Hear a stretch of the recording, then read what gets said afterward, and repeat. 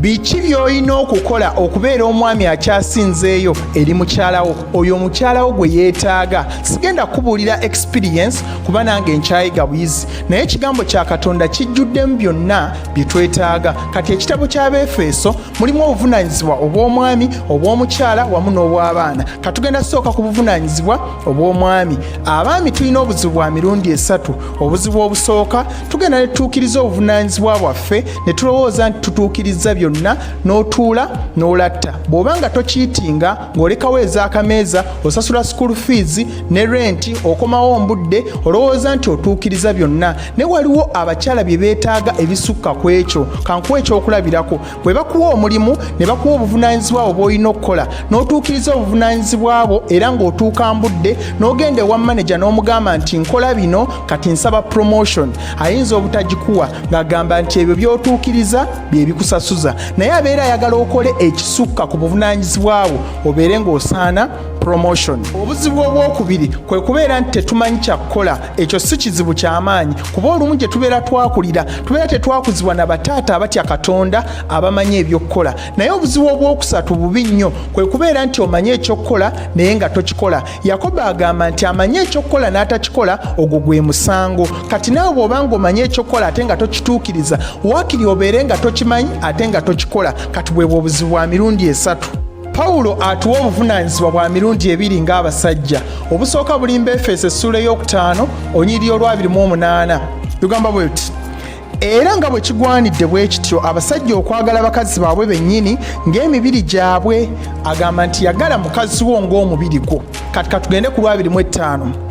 Abasajja mwagale bakazi bammwe era nga Kristo bwe yayagala ekkanisa ne yeewaayo ku lwayo. Ey'oluzungu egamba ye sacrificed oba yeewaayo nga saddaaka. Kati osobola otya okwewaayo oba okwesaddaaka ku lwa mukazi wo? Ngenda kuwa biki by'oyinza okukola ebiraga nga saddaaka eri mukazi wo. Mbabuuzaako mwena mikwano gyange, amanya gange nze Lukomwa Jonathan. Bwe guba gwe mulundi gw'ogusoose nkwaniriza nnyo ku Jack Online Ministry. Teweerabira okusubscribinga kona kadaako oleme okusiba vidiyo yonna gye tugenda obbeera nga tuteekayo olunaku olwokubiri n'olwokutaano. Kankulage biki by'oyinza okukola okwewaayo nga saddaaka eri mukazi wo obeere omusajja akyasinzeeyo eri mukyalawo. Welcome back to Jack Online Ministry. Saddaaka kyeki? Saddaaka kye kintu ky'otwala nti kya muwendo gy'oli n'osalawo okyefiiriza okiwa omuntu omulala asanyuke oba abeere bulungi naye nga tosuubira kikuddiza oba kukuddiza.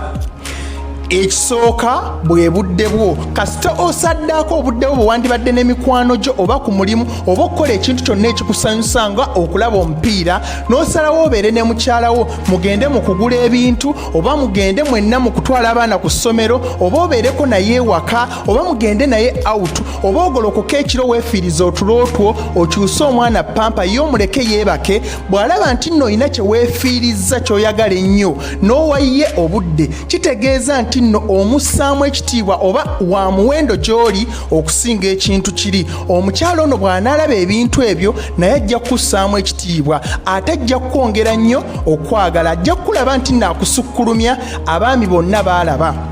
Saddaaka ey'okubiri y'ey'obuteemalirira.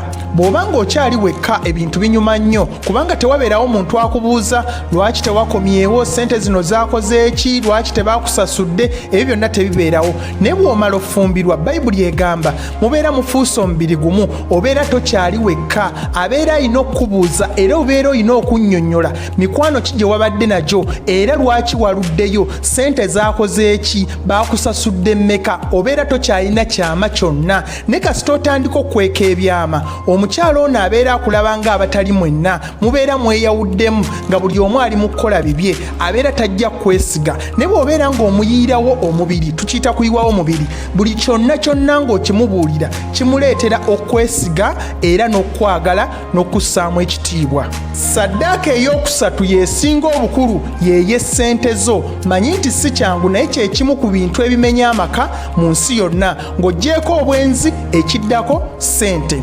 bw'oba ng'okyali wekka oli wa ddembe okozesa ssente zo nga bw'oyagala naye era beera wa ddembe kozesa ssente zo gw'atannaba kufumbirwa.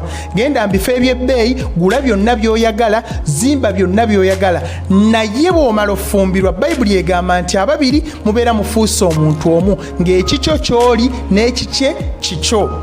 Gwe omwami bw'oba ng'osobola okusaddaaka ssente zo entuuyo zo n'oziteeka ku mmeeza ne muzitemaatema ne mukyalawo ajja kulaba nti nno omussaamu omuwendo, omusukkulumizza ebintu byonna, entuuyo zo ozimwesigisizza mu ngalo ze, ajja kusukkulumya naye ebintu byonna, kyajja okukolera olimbuulira.